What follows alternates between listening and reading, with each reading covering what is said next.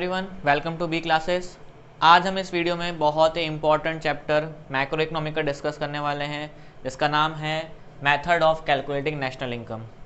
इसके पहले बात तो फॉर्मूलाज बहुत सारे हैं और कुछ बच्चे ऐसे होते हैं जिनको समझ में नहीं आता कि फॉर्मूला कैसे बनाना है, ये फॉर्मूला कैसे बन रहा है वो समझ में नहीं आता है। दूसरा, उनको समझ में नहीं आता है कि कौन सा मेथड से क्या कैलकुलेट करना है। ठीक है, तो पहली बात तो एम क्या होता है, नेशनल इनकम ढूंढने का। ठीक है, अब इस नेशनल इनकम को बच्चा बोलता है नेशनल इनकम तो ठीक है, लेकिन जब शॉर्ट फॉर्म में उसको बोलते हैं क्या है, तो शॉर्ट फॉर्म में इसको हम बोलते हैं NNPFC। ये चीज़ दिमाग में बिठा लेनी है, national income is equal to NNPFC। Clear है इतनी बात कि आपको फाइनल में ढूंढना क्या है, NNPFC ढूंढना है। अगर वो नेशनल इनकम की बात कर रहे हैं, क्वेश्चन में डायरेक्टली नहीं बोलेंगे कि NNPFC ढूंढो, वो क्या बोलेंगे, कैलकुलेट नेशनल इनकम। क्लियर है इतनी मेरी बात। अब पहला टॉपिक डिस्कस करते हैं, वैल्यू एडेड मेथड। अब वैल्यू एडेड मेथड के दूसरे भी नाम हैं, जो कौन कौन से हैं वो देख लेते हैं।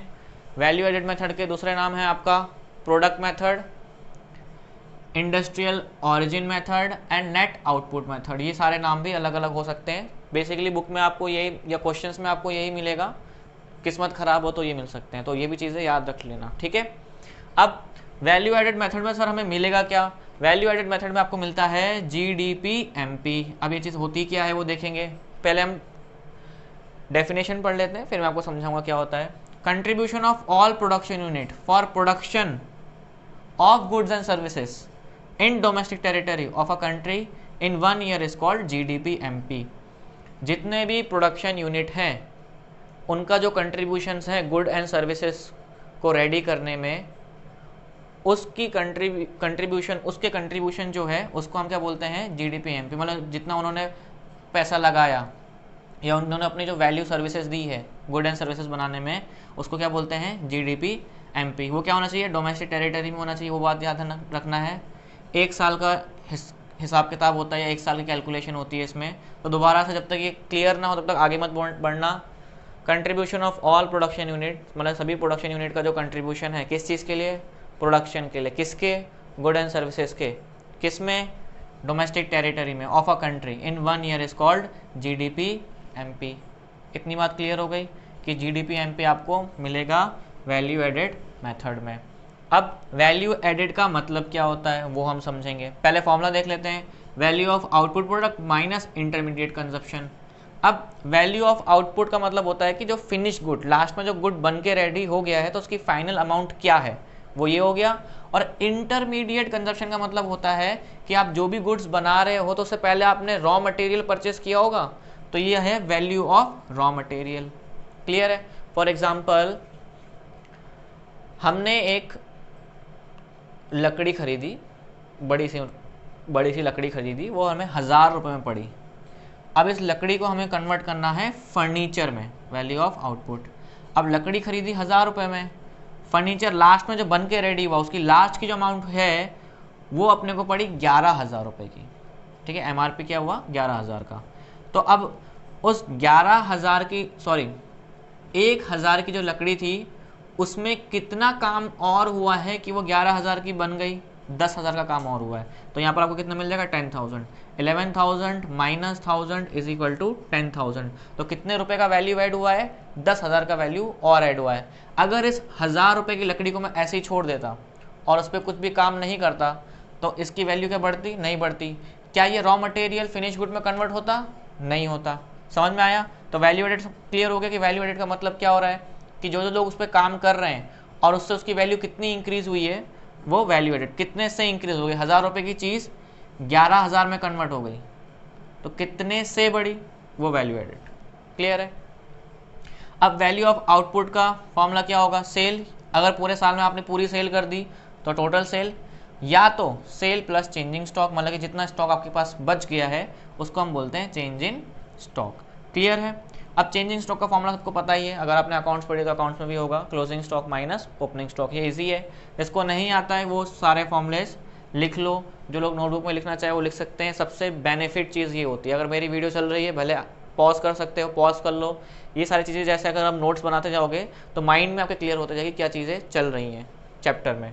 ठीक है। अब हमें करना क्या है, मैंने क्या बोला, हमें ढूंढना क्या था, NNPFC। हमें इसमें मिल क्या रहा है, GDP-MP। अब हमें यहाँ से यहाँ कन्वर्ट कैसे करना है, उसके लिए हमारे पास ये 3 फॉर्मूलेज हैं। ये तीनों फॉर्मूलेज आपको याद हो जाने चाहिए। पहले क्या देखो, GDP-MP माइनस डेप्रिसिएशन। अगर मैं GDP-MP में से डेप्रिसिएशन माइनस कर देता हूँ तो मुझे NDP-MP मिल जाता है। ठीक है, अब NDP-MP में से अगर मैं नेट इनडायरेक्ट टैक्स माइनस करता हूँ तो मुझे NDP-FC मिलता है। यहाँ पर मैंने GDP-MP को NDP-MP में कन्वर्ट किया, यहाँ पर NDP-MP को मैंने NDP-FC में कन्वर्ट किया। MP को FC में कन्वर्ट करने के लिए इनडायरेक्ट टैक्स माइनस कर दिए। अब NDP-FC को NNP-FC में कन्वर्ट करने के लिए मैंने net factor income from abroad को प्लस कर दिया, तो मुझे लास्ट में क्या मिल गई, नेशनल इनकम। अब जब तक ये तीनों फॉर्मूलेज रट नहीं लेते हो, अच्छे से समझ नहीं लेते हो, तब तक आगे बिल्कुल मत बढ़ना। वीडियो पॉज कर लो, ये फॉर्मूलेज लिख लो, दिमाग में बिठा लो कि वैल्यू एडेड मेथड जो होता है उसमें हमें GDP-MP मिलता है, उस GDP-MP से हमें ढूंढना क्या है, NNP-FC। ये सारे स्टेजेस उसमें होंगे। क्लियर है? आई होप यहाँ तक सबको क्लियर हो गया हो। अगर चाहो तो स्क्रीनशॉट ले सकते हो इसकी। ओके, अब हम सीखेंगे कि हमें क्या क्या प्रिकॉशन लेने हैं अगर हम वैल्यू एडेड मेथड से सम कर रहे हैं। तो पहला, value of sale and purchase of second hand good is not included, क्योंकि वो ऑलरेडी बिक चुके हैं, एक बार वो इकोनॉमी में काउंट हो चुके हैं, तो उनको अगर आप दोबारा से सेकेंड हैंड गुड्स को दोबारा से सोल्ड कर रहे हो तो उनकी वैल्यू नेशनल इनकम में काउंट नहीं की जाती है। दूसरा, commission earn on account of sale and purchase of second hand goods included. अब जो आपने कमीशन ले रहे हो किस चीज़ की ले रहे हो, सर्विस की, तो सेकेंड हैंड गुड्स जो खरीद रहे हैं, बेच रहे हैं, वो उसकी वैल्यू ऐड नहीं होगी, लेकिन उसके लिए आपने तो काम किया ना, आपने तो मेहनत करी ना, जिसने बेचा जो एजेंट है, तो उसकी जो कमीशन जो वो अर्न कर रहा है वो नेशनल इनकम में काउंट की जाएगी। क्लियर है? किसी को कोई डाउट है कि सेकेंड हैंड गुड्स हम बेच रहे हैं या खरीद रहे हैं तो उसकी वैल्यू ऐड नहीं होगी। दूसरा, अगर उस पर हमने काम सर्विस दी है तो उसकी जो कमीशन हम अर्न कर रहे हैं वो ऐड होगी। दूसरा, own account of production of goods in production unit is included. अब इसका क्या मतलब है, फॉर एग्जाम्पल आपके पास एक व्हीकल है और वो खुद की आपकी व्हीकल है, लेकिन आपने ट्रांसपोर्टेशन के लिए उसको कंपनी में चला रहे हैं उस गाड़ी को आप, ठीक है, तो वो चीज़ कहाँ काउंट होगी, वो चीज़ आपकी इंक्लूड होगी, क्योंकि अगर वो गाड़ी अगर आप अपने कंपनी में चला रहे हो तो उसको आप नहीं काउंट कर रहे हो, लेकिन अगर उसको दूसरी किसी कंपनी में लगाया होता तो क्या आप उसमें से इनकम अर्न करते? बिल्कुल करते हैं। अब मैं मेरी गाड़ी किसी और कंपनी में लगा देता हूँ चलाने के लिए, तो आपको अच्छी बात है वहाँ से मुझे 20-25 हज़ार रुपये मिलेंगे। अब मैंने क्या करा, दूसरी जगह लगाने के बदले मैंने मेरी ही कंपनी में मेरी गाड़ी लगा दी, ठीक है, तो उसका जो भी इनकम होगी वो आप इंक्लूड करोगे, भले आप उसको काउंट करो या ना करो कि भाई मेरी गाड़ी चलो जाने दो, लेकिन आप उसको जब नेशनल इनकम की बात करेंगे तो उसमें काउंट होगा। दूसरा आपका आता है fourth point, production for self consumption is included. अब ये क्यों लिखा हुआ है, क्योंकि अगर मैंने कोई चीज़, समझ लो किसान है, फार्मर है, उसने राइस का प्रोडक्शन किया, production in the sense sorry cultivation किया राइस का, ठीक है, अब उस राइस को कल्टीवेट करने के बाद उसने खुद ही कंज्यूम कर लिया। अगर खुद कंज्यूम नहीं किया होता तो क्या करते, उसको मार्केट में बेचते, उनको अर्निंग होती, ठीक है, या अगर उन्होंने मार्केट में बेचा होता तो मार्केट से उनको राइस खरीदना पड़ता फिर से। समझ में आया?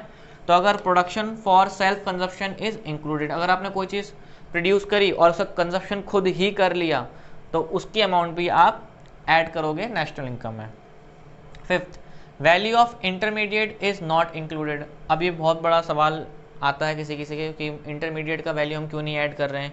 क्यों? क्योंकि जब फाइनल गुड बन के रेडी हुआ है उसमें तो उसकी वैल्यू ऑलरेडी इंक्लूडेड है, इसके लिए हम रॉ मटेरियल का अलग से नेशनल इनकम में अमाउंट इंक्लूड नहीं करते हैं।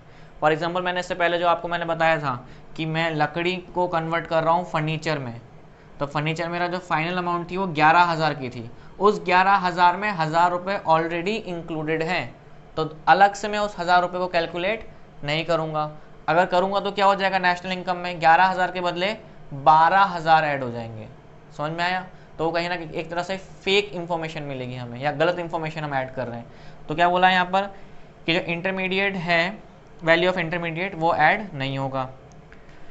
Imputed rent is included. अब इम्प्यूटेड रेंट का मतलब क्या होता है, अगर आप अपने घर में रह रहे हो, क्या आप रेंट भर रहे हो अपने आप को रेंट तो दोगे नहीं, लेकिन वो चीज़ आपको मान के नेशनल इनकम में आपको वो चीज़ ऐड करनी पड़ती, चाहे उसको आप रेंट पे दो या ना दो। अगर आप खुद भी रह रहे हो तो उसका एक रेंट मान लोगे कि भाई अगर मैं किसी और को देता तो मैं इतना रेंट पे देता, या मार्केट में इतना हिसाब चल रहा है रेंट का, तो उसके हिसाब से वो रेंट आपका ऐड होगा नेशनल इनकम में।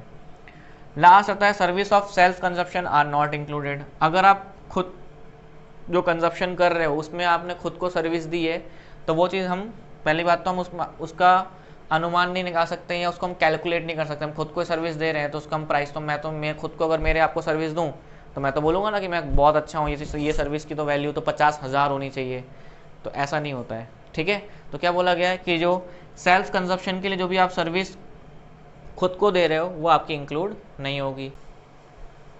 अब हम सीखेंगे problem of double counting and the way to avoid it. अब डबल काउंटिंग का मतलब क्या होता है, पहले वो हम समझते हैं कि हम एक ही चीज़ को 2 बार काउंट कर रहे हैं। कहने का मतलब ये है, अब फॉर एग्जांपल एक फार्मर है, उसने वीट कल्टीवेट किया और उस वीट को 400 रुपये में फ्लोर मिल वाले को बेच दिया। वीट को फ्लोर मिल वाले ने फ्लोर में कन्वर्ट किया, तो यहाँ एक वैल्यू ऐड करी उसने, ठीक है, और उसको 600 रुपये में बेकर को बेच दिया। बेकर ने उसमें अपनी वैल्यू ऐड करी और उस फ्लोर को ब्रेड में कन्वर्ट किया और उसने उसको 800 में बेच दिया शॉपकीपर को। फिर शॉपकीपर ने अपनी वैल्यू ऐड करी और उसको फाइनली क्या प्राइस मिला, 1000 रुपये, जो कस्टमर को बेच रहा है 1000 रुपये में। अब करना क्या है, हर एक स्टेज में कहीं ना कहीं farmer, flour mill, baker, shopkeeper, इन सब की इनकम जनरेट हुई है ना। तो हमें ये प्लस नहीं करना। अगर हम ये प्लस करेंगे तो आएगा कितना, 2800, जिसको हमें ऐड नहीं करना है। हमेशा नेशनल इनकम में जो फाइनल प्राइस होता है वही ऐड होता है। ठीक है, अब इसके 2 ऑप्शन हैं, या तो आप खाली वैल्यू एडेड, जो वैल्यू ऐड हुआ है उसी को काउंट करो, फाइनल वाले को काउंट मत करो। जैसे 400 का ये बेचा था, फिर 200 ऐड हुआ, 200 ऐड हुआ, 200 ऐड हुआ, लास्ट में फिर इसने 200 ऐड किया था, तो सिर्फ वैल्यू एडेड को ही ध्यान दो, या तो सिर्फ फाइनल आउटपुट पे ही ध्यान दो। या तो ये अमाउंट ऐड होगी या तो ये अमाउंट ऐड होगी। इन सबको प्लस करके ये वाली अमाउंट ऐड नहीं करनी। अब इससे अगर मैंने ऐड कर दी और ये अमाउंट आया तो ये क्या है, ओवर वैल्यूएशन हो गया इनकम का। इनकम एक्चुअली में इतनी क्रिएट नहीं हुई है। ठीक है, समझ में आया। इनकम सबकी कितनी क्रिएट हुई है, ये फार्मर की इनकम है, जो वैल्यू ऐड फार्मर ने किया है। यहाँ फ्लोर मिल ने इतना वैल्यू ऐड किया है, बेकर ने इतना वैल्यू ऐड किया है, और शॉपकीपर ने अपना इतना वैल्यू ऐड किया है। समझ में आई। आई होप ये सबको क्लियर हो गया हो। यहाँ तक दोबारा से फिर से जैसे ये वीडियो ख़त्म होती है दोबारा से सारी चीज़ें रिवाइज करोगे।